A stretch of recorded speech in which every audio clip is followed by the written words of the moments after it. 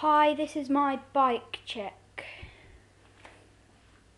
It has a stock stem, Tetro brakes, a Richley headset, 30 quid, has gusset grips, short brake levers,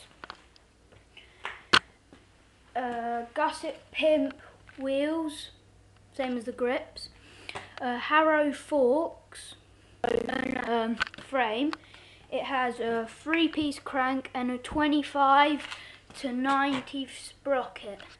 It has Harrow seat, Harrow seat clamp, the actual seat post is, but yeah, it has squeaky brake pads, and now you can hear my cassette sound, which is pretty loud.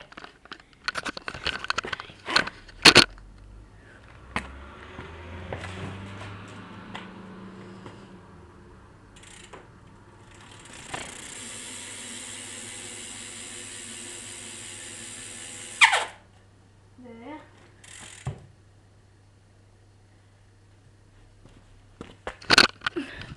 That is my bike, a Harrow F3 2010 blue, metallic blue.